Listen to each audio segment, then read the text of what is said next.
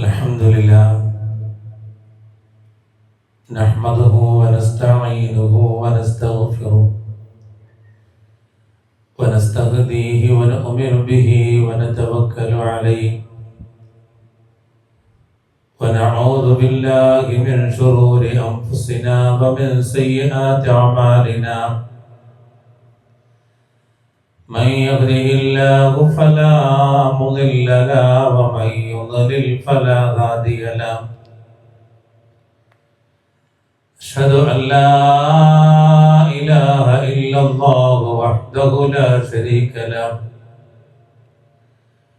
وأشهد أن محمدا عبده ورسوله أرسله بالهدى ودين الحق ليظهره على الدين كله ولو كره المشركون اللهم صل على محمد وعلى آل محمد كما صليت على إبراهيم وعلى آل إبراهيم إنك حميد مجيد اللهم بارك على محمد وعلى آل محمد كما باركت على إبراهيم وعلى آل إبراهيم إنك حميد مجيد أما بعد فإن خير الكلام كلام الله وخير السنن سنن محمد صلى الله عليه وسلم وشر الأمور محدثاتها وكل محدثة بدعة وكل بدعة ضلالة وكل ضلالة في النار. أيها الإنسان اتقوا الله يا عباد الله.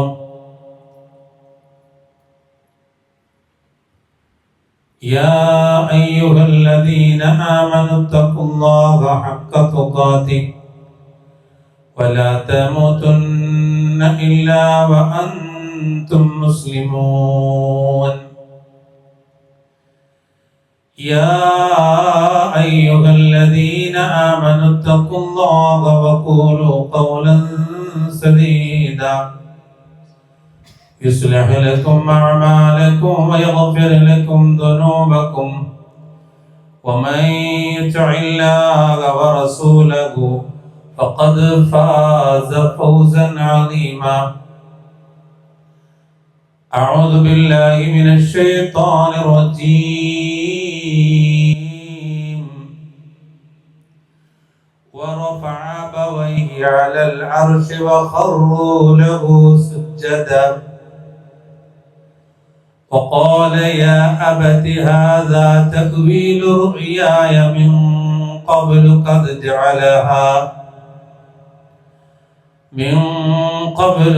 جعلها ربي حقا. സ്നേഹമുള്ള സത്യവിശ്വാസികളെ, സത്യവിശ്വാസിനികളെ, സർവശക്തനായ അല്ലാഹുവിൻ്റെ വിധിവിലക്കുകൾ ജീവിതത്തിൽ പ്രാവർത്തികമാക്കി കഴിവിൻ്റെ പരമാവധി സൂക്ഷ്മതയോടുകൂടെ ജീവിക്കണമെന്ന് എന്നോടെന്ന പോലെ നിങ്ങളോടും ഓർമ്മപ്പെടുത്തുകയാണ്, വസിയ്യത്ത് ചെയ്യുകയാണ്. നമ്മളെല്ലാവരും ഏറ്റവും നല്ല സ്വഭാവത്തെ ആഗ്രഹിക്കുന്നവരും ഇഷ്ടപ്പെടുന്നവരുമാണ്. ചില ആളുകളെ സംബന്ധിച്ച് നമ്മൾ പറയാറുണ്ട്, എത്ര നല്ല സ്വഭാവമാണ്, വളരെ നല്ല രീതിയിൽ കാരുണ്യത്തോടുകൂടെ വിട്ടുവീഴ്ചയോടുകൂടെ പകയും അസൂയയും ഇല്ലാതെ പെരുമാറുന്ന ആളുകളെ കാണുമ്പോൾ അത്തരത്തിലുള്ള ആളുകളെ കുറിച്ച് നമ്മൾ പറയാറുണ്ട്. ഈ ഒരു സ്വഭാവ സവിശേഷത അത് മുസ്ലിമിന്റെ അടയാളമാണ്. നമസ്കരിക്കുന്നവരാണ്, നോമ്പെടുക്കുന്നവരാണ്, മറ്റു കർമ്മങ്ങളൊക്കെ ചെയ്യുന്നവരാണ്. പക്ഷേ നമ്മുടെ സ്വഭാവം കൊണ്ട് നമ്മുടെ കുടുംബവും അയൽപക്കവും നാട്ടുകാരും വീട്ടുകാരും നമ്മളിലേക്ക് അടുക്കുന്നില്ല എങ്കിൽ നാളെ പരലോകത്ത് അത് നമുക്ക് വലിയ പരാജയമാണ്. മനോഹരമായ ഒരു കഥ പരിശുദ്ധ ഖുർആൻ സൂറത്ത് യൂസുഫിലൂടെ നമ്മെ പരിചയപ്പെടുത്തുന്നുണ്ട്.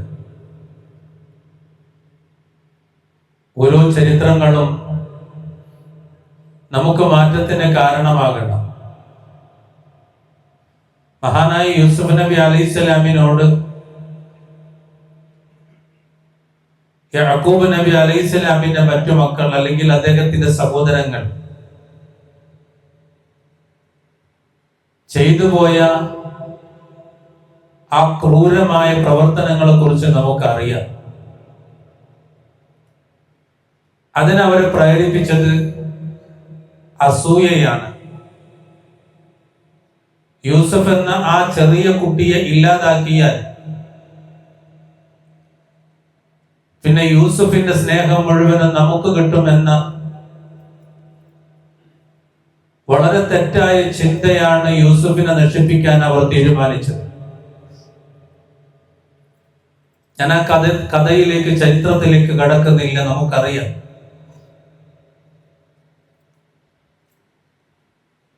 മഹാനായ യൂസുഫ് നബി അലൈഹിസ്സലാമിനെ അവർ ഒരു പൊട്ടക്കിണറ്റിലേക്ക് തള്ളിയിട്ട് അവസാനം പിതാവിനോട് അവർ കളവ് പറയുന്നുണ്ട്. കാലങ്ങളേറെ കഴിഞ്ഞു. മഹാനായ യൂസുഫ് നബി അലൈഹിസ്സലാമിന്റെ അടുക്കൽ ഈ കുടുംബം എത്തുകയാണ്. പ്രിയമുള്ളവരെ, നമ്മളാണെങ്കിൽ എന്ത് ചെയ്യും? കൊല്ലാൻ കൂട്ടുനിന്ന സഹോദരങ്ങൾ, കൊല്ലാൻ വേണ്ടി തയ്യാറായവർ, ക്രൂരമായി മർദ്ദിച്ചവർ, പിതാവിനോട് കളവ് പറഞ്ഞവർ, കാലങ്ങളോളം പൊന്നുമോനെ കുറിച്ച് ആലോചിച്ച് കരഞ്ഞുപോയ പിതാവിന്റെ ചരിത്രം, ഇങ്ങനെയുള്ള ആളുകൾ, ആ സഹോദരങ്ങൾ എല്ലാവരും പിതാവിനോടൊപ്പം യൂസുഫ് നബി അലൈഹിസ്സലാമിന്റെ മുന്നിലെത്താൻ. ആ സംഭവത്തെ കുറിച്ചാണ് ഖുർആൻ പറയുന്നത്. നമ്മൾ എന്ത് ചെയ്യും? ആ അധികാരം ഉപയോഗിച്ച് നമ്മെ ഇല്ലാതാക്കാൻ ശ്രമിച്ച നമ്മുടെ സഹോദരങ്ങളെ അതിനേക്കാൾ വലിയ ശിക്ഷ കൊടുക്കാൻ ഒരുപക്ഷെ നാം തയ്യാറാകും. പക്ഷേ മഹാനായ യൂസുഫ് നബി അലൈഹിസ്സലാം ചെയ്തു പോയത് വറഫഅ അബവൈഹി അലൽ അർശി വഖറൂ ലഹു സുജ്ജദാ. അദ്ദേഹം തന്റെ മാതാപിതാക്കളെ രാജപീഠത്തിന്മേൽ കയറ്റിയിരുത്തുകയാണ്. തന്റെ പിതാവിനെ, മഹാനായ യൂസുഫ് നബി അലൈഹിസ്സലാം അദ്ദേഹത്തിന്റെ രാജപീഠത്തിലേക്ക് കയറ്റിയിരുത്തുകയാണ്. വഖാല യാ അബതി ഹാദാ തഅ്വീലു റുയായ മിൻ ഖബ്ലു ഖദ് ജഅലഹാ റബ്ബി ഹഖ്കാ. എന്നിട്ട് മഹാനായ യൂസുഫ് നബി അലൈഹിസ്സലാം പറയാണ്, അവർ അദ്ദേഹത്തിന്റെ മുന്നിൽ പ്രണാമം ചെയ്യുന്നവരായി കൊണ്ടുവീണു എന്ന് പറ. അത്ര സ്നേഹത്തോടുകൂടെ പെരുമാറി. എന്നിട്ട് പറഞ്ഞു, വഖാല യാ അബതി ഹാദാ തഅ്വീലു റുയായ, എന്റെ പിതാവേ. വിളിക്കുന്ന വിളിയൊക്കെ നിങ്ങളെ വഖാല യാ അബതി, എന്റെ പിതാവേ, മുമ്പ് ഞാൻ കണ്ട സ്വപ്നം പുലർന്നതാണിത്. എന്റെ രക്ഷിതാവ് അത് യാഥാർത്ഥ്യമാക്കി തീർത്തിരിക്കുന്നു. എന്നെ അവൻ ജയിലിൽ നിന്ന് പുറത്തു കൊണ്ടുവന്ന സന്ദർഭത്തിലും എന്റെയും എന്റെ സഹോദരങ്ങളുടെയും ഇടയിൽ പിശാച് കുഴപ്പം ഇളക്കി വിട്ടതിനു ശേഷം മരുഭൂമിയിൽ നിന്ന് അവൻ നിങ്ങളെ എല്ലാവരെയും എന്റെ അടുത്തേക്ക് കൊണ്ടുവന്ന സന്ദർഭത്തിലും അവൻ എനിക്ക് ഉപകാരം ചെയ്തിരിക്കുന്നു. എന്തൊക്കെ അവിടെ ഉണ്ടായത്? വഖദ് അഹ്സന ബി ഇദാ അഖറജനി മിനസ് സിജ്നി വജാഅ ബികും മിനൽ ബദ്വി മിൻ ബഅദി അൻ നസഗ ശൈത്താനു ബൈനി വബൈന ഇഖ്വതി. മൂന്ന് കാര്യങ്ങളാണ് പറയുന്നത്. അല്ലാഹു സുബ്ഹാനഹു വ തആല യൂസുഫ് നബി അലൈഹിസ്സലാമിനെ ജയിലിൽ നിന്ന് പുറത്തു കൊണ്ടുവരാനുള്ള സൗകര്യം ചെയ്തു. അതുപോലെ തന്നെ മരുഭൂമിയിൽ അകപ്പെട്ടപ്പോൾ യൂസുഫ് നബി അലൈഹിസ്സലാമിനെ രക്ഷപ്പെടുത്തി. മാത്രമല്ല, സഹോദരങ്ങൾക്കിടയിലും യൂസുഫ് നബി അലൈഹിസ്സലാമിന് ഇടയിലും പിശാച് കളിച്ചപ്പോൾ ആ കളിയിൽ നിന്നും അല്ലാഹു സുബ്ഹാനഹു വ തആല രക്ഷപ്പെടുത്തി. ഇന്ന റബ്ബി ലതീഫുൽ ലിമാ യശാ ഇന്നഹു ഹുവൽ അലീമുൽ ഹകീം. തീർച്ചയായും എന്റെ രക്ഷിതാവ് താൻ ഉദ്ദേശിക്കുന്ന കാര്യങ്ങൾ സൂക്ഷ്മമായി നിയന്ത്രിക്കുന്നവനാണ്. തീർച്ചയായും അവനെല്ലാം അറിയുന്നവനും യുക്തിമാനുമാകുന്നു. നല്ല സ്വീകരണം കൊടുത്തു ആ സഹോദരങ്ങൾക്ക്. അവർ പൊട്ടിക്കരയുന്നുണ്ട്. മഹാനായ യൂസുഫ് നബി അലൈഹി സ്വലാമിന്റെ മുന്നിൽ പൊട്ടിക്കരയുന്നുണ്ട്, മാപ്പ് പറയുന്നുണ്ട്. സഹോദരങ്ങളെ, ഇതാണ് നമുക്ക് വേണ്ടത്. നമ്മുടെ സംസാരവും പെരുമാറ്റവും മറ്റൊരാളുടെ മനസ്സിനെ മുറിവേൽപ്പിക്കരുത്, മുഷിപ്പിക്കരുത്. അതൊരു വലിയ ഗൗരവമുള്ള വിഷയമാണ്. നെഗറ്റീവ് ഫീൽ ഉണ്ടാക്കുന്ന വർത്തമാനങ്ങൾ പറയാൻ പാടില്ല. മഹാനായ പ്രവാചകൻ സല്ലല്ലാഹു അലൈഹി വസല്ലം ആ വിഷയത്തെ കുറിച്ചൊക്കെ വളരെ കൃത്യമായി ബോധ്യപ്പെടുത്തുന്നുണ്ട്.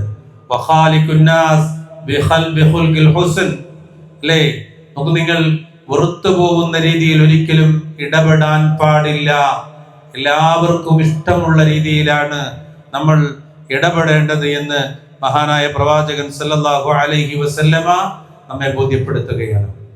ഇനി നിങ്ങൾ നോക്ക്, പ്രവാചകൻ സല്ലല്ലാഹു അലൈഹി വസല്ലമയോട് അല്ലാഹ് പറയുന്ന ഒരു കാര്യമുണ്ട്. നബിയോട്, പുണ്യ നബിയോട്, അല്ലാഹുവിന്റെ റസൂലിന്റെ അരികിൽ ഇരിക്കാൻ ആർക്കും ഇഷ്ടമാണ്. അല്ലാഹുവിന്റെ റസൂലിന്റെ സ്വഭാവം ഏറ്റവും നല്ല സ്വഭാവമാണ്. അല്ലാഹുവിന്റെ റസൂലിന്റെ ഇണയായ ആയിഷ റളിയല്ലാഹു അൻഹ പറഞ്ഞത്, റസൂലുള്ളാഹിന്റെ സ്വഭാവം പരിശുദ്ധ ഖുർആനാണ്. അത്രത്തോളം പുണ്യമുള്ള ആ റസൂലിനോടാണ് പരിശുദ്ധ ഖുർആൻ പറയുന്നത്, ഫബിമാ റഹ്മത്തിൻ മിനല്ലാഹി ലിൻത ലഹും. അല്ലാഹുവിങ്കിൽ നിന്നുള്ള കാരുണ്യം കൊണ്ടാണ് നീ അവരോട് സൗമ്യമായി പെരുമാറിയത്. അല്ലാഹ് പറയാണ്, ഫബിമാ റഹ്മത്തിൻ മിനല്ലാഹി ലിൻത ലഹും. അതുകൊണ്ട് നബിയേ, വലൗ കുന്ത ഫളൻ ഗലീദൽ ഖൽബി ലം ഫളൂ മിൻ ഹൗലിക. നബിയേ, നീ ഒരു പരുഷ സ്വഭാവിയും കഠിന ഹൃദയമുള്ളവനുമായിരുന്നെങ്കിൽ നിന്റെ ചുറ്റിൽ നിന്നും അവർ പിരിഞ്ഞു പോയി കളയുമായിരുന്നു. നബിയോട് അല്ലാഹ് പറയാണ്, നബിയേ, അങ്ങ് ഒരു പരുഷ സ്വഭാവമുള്ളവനാണെങ്കിൽ, കഠിന ഹൃദയമുള്ളവനാണെങ്കിൽ അങ്ങയുടെ ചുറ്റും നിന്ന ആളുകൾ പോകുമായിരുന്നു. ഇവിടെ എന്താ സംഭവിച്ചത്? അല്ലാഹുവിന്റെ റസൂലിന്റെ അടുക്കലേക്ക് ആളുകൾ കടന്നു വരികയാണ്, സഹാബത്ത് കടന്നു വരികയാണ്. പ്രവാചകന്റെ അരികിൽ നിന്ന് പോകാൻ അവർക്ക് ഇഷ്ടമില്ല. പ്രവാചകനോട് സംസാരിക്കാൻ ഇഷ്ടമാണ്, പ്രവാചകന്റെ ക്ലാസ്സിൽ ഇരിക്കാൻ ഇഷ്ടമാണ്, പ്രവാചകന്റെ സംസാരം കേൾക്കാൻ ഇഷ്ടമാണ്. അത്രമേൽ മഹനീയമായ സ്വഭാവത്തിന്റെ ഉടമയാണ് മുത്ത് റസൂൽ സല്ലല്ലാഹു അലൈഹി വസല്ലം. ആ നബിയോടാണ് അല്ലാഹ് പറഞ്ഞത്, നബിയേ, അങ്ങ് കഠിനമായി പെരുമാറുന്നവരാണെങ്കിൽ, അങ്ങ് പരുഷ സ്വഭാവമുള്ളവരാണെങ്കിൽ, നബിയേ, അങ്ങയുടെ കൂടെ ആരും ഉണ്ടാവുകയില്ല. അതുകൊണ്ട് എന്ത് ചെയ്യണം? ഫഅഫു അൻഹും വസ്തഗ്ഫിർ ലഹും വശാവിർഹും ഫിൽ അംർ ഫഇദാ അസംത ഫതവക്കൽ അലല്ലാഹ് ഇന്നല്ലാഹ യുഹിബ്ബുൽ മുതവക്കിലീൻ. ഇത് ഹൃദയത്തിലേക്ക് കയറണേ. പ്രിയമുള്ള മുസ്ലിമേ, നമ്മുടെ ഐഡന്റിറ്റി എന്ന് പറയുന്നത് ഏറ്റവും നല്ല രൂപത്തിൽ പെരുമാറലാണ്. ഉമ്മയോട് നന്നായിട്ട് പെരുമാറണേ, ഉപ്പയോട് നന്നായിട്ട് പെരുമാറണേ, നമ്മുടെ ഇണയോട് നന്നായി പെരുമാറണേ, നമ്മുടെ മക്കളോട് നല്ല വർത്തമാനം പറയണേ, കൂട്ടുകാരോട് നല്ല വർത്തമാനം പറയണേ, സഹോദരങ്ങളോട് നല്ല പെരുമാറ്റം ഉണ്ടാകണേ, അയൽപക്ക ബന്ധങ്ങളോട് നല്ല പെരുമാറ്റം ഉണ്ടാകണേ. മനുഷ്യരോട് പെരുമാറേണ്ടത് നല്ല രീതിയിലാണ്. പക നമുക്ക് വേണ്ട, അസൂയ നമുക്ക് വേണ്ട. അതുപോലെ മനസ്സിനെ നശിപ്പിക്കുന്ന ഒരു പരുഷ സ്വഭാവവും നമുക്ക് വേണ്ട. അത് ഇസ്ലാമിന്റെ ഐഡന്റിറ്റി അല്ല, അത് മുസ്ലിമിന്റെ അടയാളമല്ല.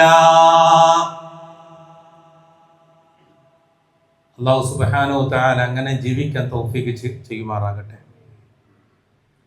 എന്നിട്ട് നബിയോട് പറയാം, ആകയാൽ ഫഅഫു അൻഹും വസ്തഗ്ഫിർ ലഹും, ആകയാൽ നീ അവർക്ക് മാപ്പ് കൊടുക്കുകയും അവർക്ക് വേണ്ടി പാപമോചനം തേടുകയും ചെയ്യുക. നമ്മളോട് ഒരാൾ തെറ്റ് ചെയ്താൽ, മോശമായി പെരുമാറിയാൽ വിട്ടുകൊടുക്കുകയും അതുപോലെ തന്നെ അവർക്ക് വേണ്ടി പാപമോചനം തേടുകയും ചെയ്യുക. അല്ലാഹുവേ, ആ സഹോദരന് നീ പുറത്തു കൊടുക്കണേ അല്ലാ. എത്ര നല്ല സ്വഭാവം അത്. ഇതാണ് ഖുർആൻ പറഞ്ഞത്. മാത്രമല്ല,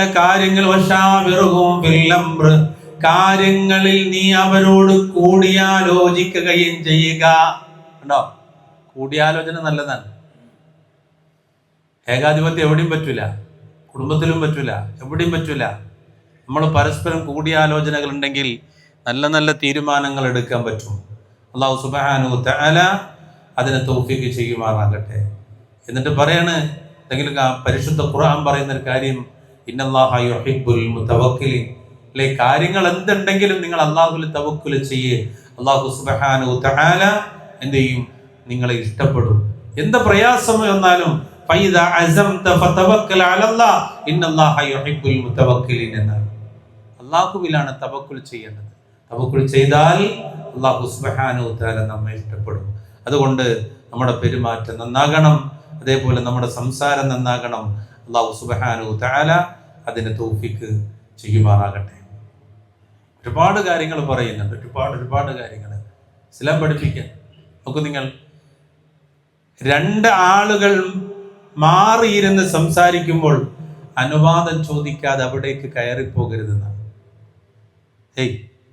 രണ്ടാളുകൾ സംസാരിക്കുമ്പോൾ അവരോട് അനുവാദം ചോദിക്കാതെ അവർക്കിടയിലേക്ക് കടന്നു പോകരുത് എന്ന് പരിശുദ്ധ ദീനുൽ ഇസ്ലാം അത്രമേൽ സൂക്ഷ്മത പഠിപ്പിച്ചു. ആ രണ്ടുപേർ അവരുടെ സ്വകാര്യതയിലായിരിക്കാം. ആ സ്വകാര്യതയിലേക്ക് അവരറിയാതെ, അവരുടെ അനുവാദമില്ലാതെ കടന്നു ചെല്ലരുതേ എന്ന് പഠിപ്പിച്ച ഒരു മതം.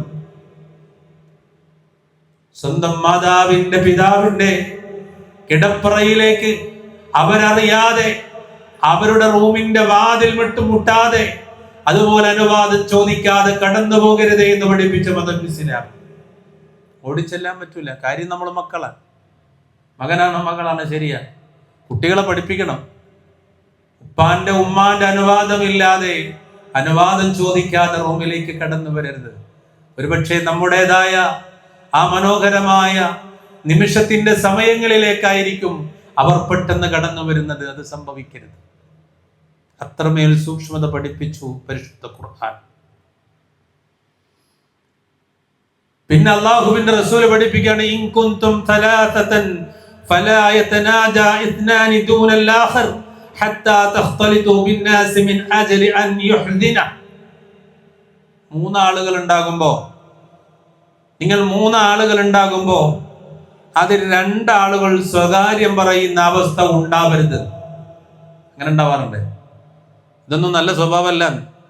മൂന്നാളുകൾ അല്ലെങ്കിൽ ഇനി അതിലധികം ആളുകൾ ഉണ്ടെങ്കിൽ അതിൽ നിന്ന് രണ്ടാൾ മാറിപ്പോയിട്ട് സ്വകാര്യം പറയാ. അപ്പൊ മറ്റുള്ളവർക്കൊക്കെ എന്ത് വരാം?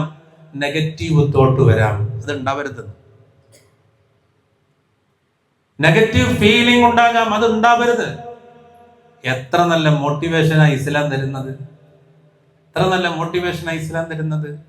അതുകൊണ്ട് നമ്മുടെ ബന്ധങ്ങൾക്കിടയിൽ, അതുപോലെ നമുക്കിടയിൽ പരസ്പരം നമ്മുടെ മനസ്സിലേക്ക് തെറ്റായ ചിന്തകൾ കടന്നു വരാതിരിക്കാൻ ഇതൊക്കെ ശ്രദ്ധിക്കണമെന്ന് പഠിപ്പിച്ചു മഹാനായ പ്രവാചകൻ സല്ലല്ലാഹു അലൈഹി വസല്ലം. അതുപോലെ മനസ്സിലാവാത്ത ഭാഷയിൽ സംസാരിക്കരുത്. ചിലപ്പോ നമ്മളിങ്ങനെ നിൽക്കുമ്പോൾ ഒരു 3-4 ആളൊക്കെ നിൽക്കുമ്പോൾ രണ്ടാൾ എന്ത് ചെയ്യുക? കോഡ് ഭാഷയിൽ സംസാരിക്കുക. സത്യത്തിൽ വേറൊന്നും ആയിരിക്കില്ല സംസാരിക്കുന്നത്. പക്ഷേ മൂന്നാമതൊരാൾക്ക് അല്ലെങ്കിൽ നാലാമതൊരാൾക്ക് എന്നെ കുറിച്ചാണോ പറയുന്നത് എന്ന് തോന്നിയേക്കാം. അങ്ങനെ പറഞ്ഞു പോകരുത്. 4 ആളുണ്ടെങ്കിൽ 3 ആളുണ്ടെങ്കിൽ 5 ആളുണ്ടെങ്കിൽ സംസാരിക്കുന്നത് അവിടെയുള്ള ആളുകൾക്ക് പരസ്പരം അറിയുന്ന രൂപത്തിലായിരിക്കണം. ഇസ്ലാമിന്റെ കാഴ്ചപ്പാടാണ്. എത്ര നല്ല മതം, എത്ര നല്ല ആശയം. എന്നിട്ടാണ് ചില ആളുകളൊക്കെ ചാനലിൽ കയറിയിട്ട് ചോദിക്കണത്, എന്തെങ്കിലും ഒരു നന്മ ഖുർആനിൽ നിന്ന് പറഞ്ഞു തരാൻ പറ്റുമെന്ന്. ഇതൊക്കെ ഒന്ന് വായിച്ചാൽ മതി. ഇതിനേക്കാൾ നല്ല നന്മ എവിടെയാ പറയുന്നത്?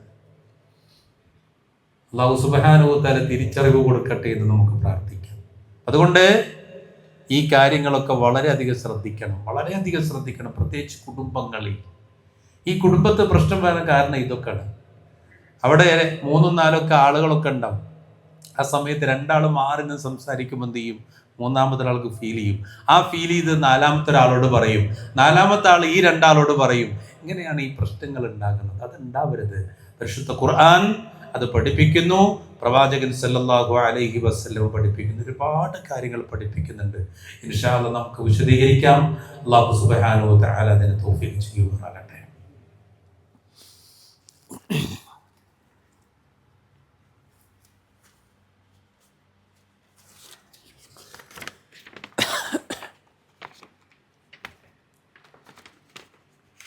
അൽഹംദുലില്ലാഹ് വസ്സലാത്തു വസ്സലാമു അലാ റസൂലില്ലാഹ് വഅലാ ആലിഹി വസഹ്ബിഹി അജ്മഈൻ. അമ്മാ ബഅദ്.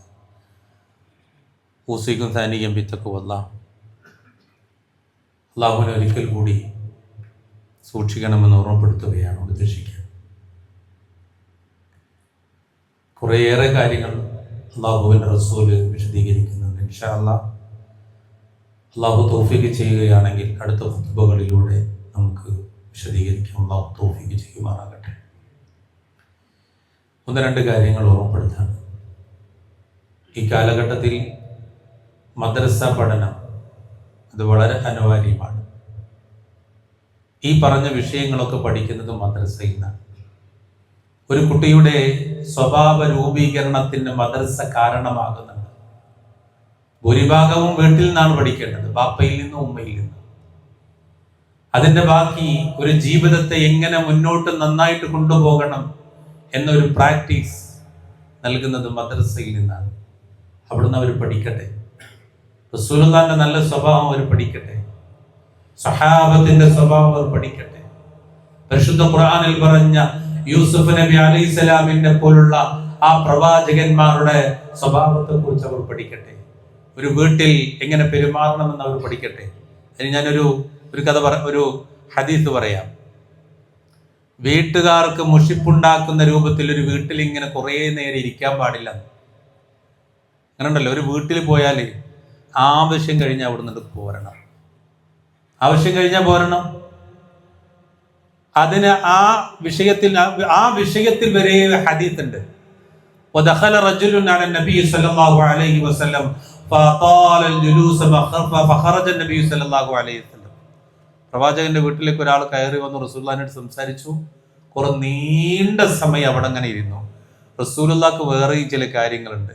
അപ്പൊ ഇദ്ദേഹത്തിനോട് പോവാൻ പറയാൻ റസൂലുള്ളാഹിക്ക് പറ്റുന്നില്ല. അതുകൊണ്ട് റസൂലുള്ളാഹ് ഒന്ന് എണീറ്റിട്ട് അകത്തു പോകും, പിന്നെ ഒന്ന് വരും, പിന്നെയും എണീറ്റ് പോകും. അങ്ങനെ ഇത് കണ്ടിട്ടാണ്, ഇതൊക്കെ ചെയ്തിട്ട് ആൾക്ക് മനസ്സിലായിട്ടില്ല, അവിടെ വന്ന ആൾക്ക് മനസ്സിലായിട്ടില്ല. അപ്പോഴാണ് എന്ത് ചെയ്യുന്നത്, മഹാനായ പ്രവാചകൻ സല്ലല്ലാഹു അലൈഹി ഉമറുൽ ഫാറൂഖ് റളിയല്ലാഹു അൻഹു അവിടെ കടന്നു വരുന്നത്. ഉമർ റളിയല്ലാഹു അൻഹു കടന്നു വന്നപ്പോ പ്രവാചകന്റെ മുഖത്തെ വിഷമം മനസ്സിലായി. പറയാനിട്ട് പറ്റണമില്ല, ആളിട്ട് പോകണമില്ല.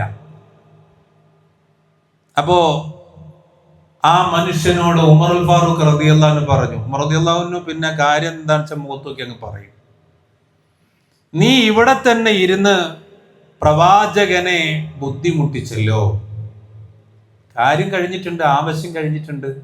പിന്നെയും അദ്ദേഹം അവിടെ ഇരിക്കുന്നത് കൊണ്ട് റസൂലുള്ളാഹിക്ക് പോകാൻ കഴിയുന്നില്ല. ആ വിഷയം ഉമറുൽ ഫാറൂഖ് റളിയല്ലാഹു അൻഹു പറയും. അപ്പൊ നമ്മളൊരു വീട്ടിൽ പോയാൽ, ജേട്ടന്റെ വീട്ടിൽ പോയാൽ, അനിയന്റെ വീട്ടിൽ പോയാൽ, അയൽപക്കത്ത് പോയാൽ, ഏത് വീട്ടിൽ പോയാലും എന്ത് ആവശ്യത്തിന് പോയോ ആവശ്യം കഴിഞ്ഞാൽ പോരണം അവിടുന്ന്. ഇസ്ലാം പഠിപ്പിക്കുക. ഇങ്ങനെ ഒരുപാട് മൂല്യമുള്ള അറിവുകൾ ഇൻഷാ അല്ലാഹ് മദ്രസയിൽ നമ്മുടെ മക്കൾ പഠിക്കണം. അല്ലാഹു അതിനെ തൗഫീഖ് ചെയ്യുമാറാകട്ടെ. അപ്പൊ ഇൻഷാ അല്ലാഹ് നമ്മുടെ ഈ പള്ളിയിൽ അതിനുള്ള സൗകര്യമുണ്ട്. 1-ാം ക്ലാസ് മുതൽ 8-ാം ക്ലാസ് വരെയുള്ള വിദ്യാഭ്യാസം കൊടുക്കുന്ന ഒരു മദ്രസ ഇവിടെ റണ്ണിങ് ആണ്. അതിൻ്റെ അഡ്മിഷൻ ഇൻഷാ അല്ലാഹ് തുടങ്ങിയിട്ടുണ്ട്. ജൂൺ മാസത്തിൽ അതിൻ്റെ ക്ലാസ്സുകൾ ആരംഭിക്കും.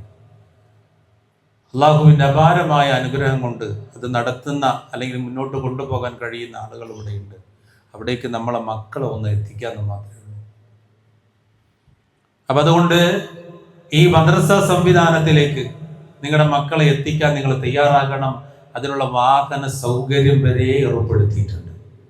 കുറച്ച് സമയം അവർ പഠിക്കട്ടെ.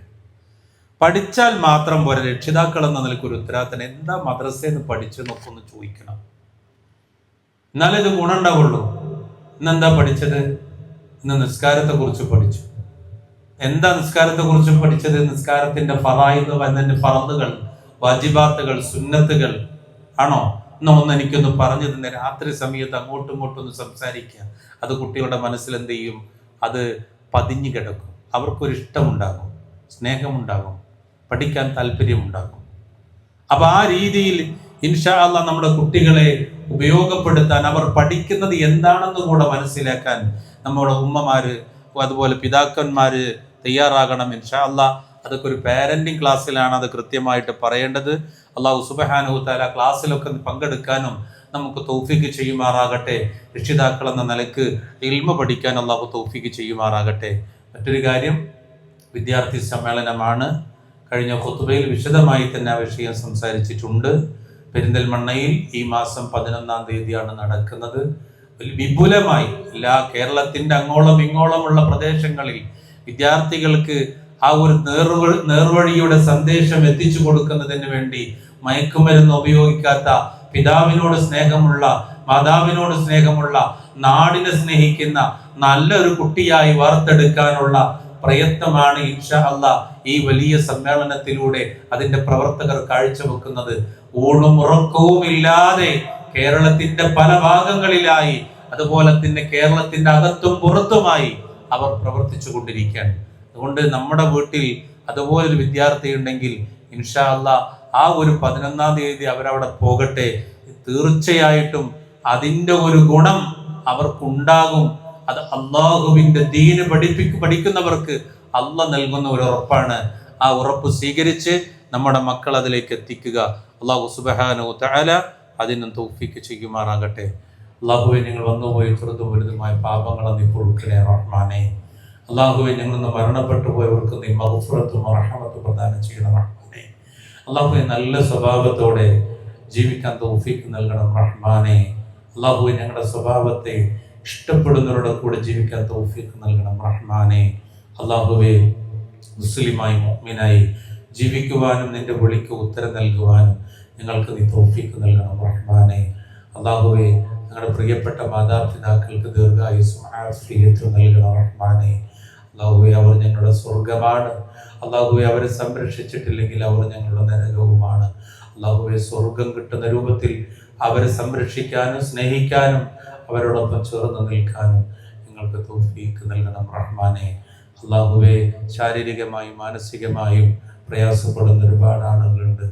സാമ്പത്തികമായി ബുദ്ധിമുട്ടുന്ന ആളുകളുണ്ട്. അല്ലാഹുവേ, ബാധ്യതകളില്ലാതെ കടങ്ങളില്ലാതെ നിന്റെ വിളിക്ക് ഉത്തരം നൽകാൻ ഞങ്ങൾക്ക് നീ തൗഫീഖ് നൽകണം റഹ്മാനെ. അല്ലാഹുവേ, എല്ലാ നിലക്കും മുസ്ലിമായി മുഅ്മിനായി ജീവിച്ചു മരിക്കാൻ തൗഫീഖ് നൽകണം റഹ്മാനെ. اللهم اغفر للمؤمنين والمؤمنات والمسلمين والمسلمات الأحياء منهم والأموات إنك مجيب الدعوات يا قاضي الحاجات. اللهم أجرنا من النار، اللهم أجرنا من النار، اللهم أجرنا من النار. اللهم أعز الإسلام والمسلمين وأذل الشرك والمشركين. ربنا ظلمنا أنفسنا وإن لم تغفر لنا وترحمنا لنكونن من الخاسرين. ربنا هب لنا من أزواجنا وذرياتنا قرة أعين واجعلنا للمتقين إماما. ربنا آتنا في الدنيا حسنة وفي الآخرة حسنة وقنا عذاب النار. ربنا تقبل منا إنك أنت السميع العليم وتب علينا إنك أنت التواب الرحيم. اغفر لنا يا غافر المذنبين. آمين برحمتك يا أرحم الراحمين. صلى الله على محمد وآله وصحبه أجمعين. الحمد لله رب العالمين.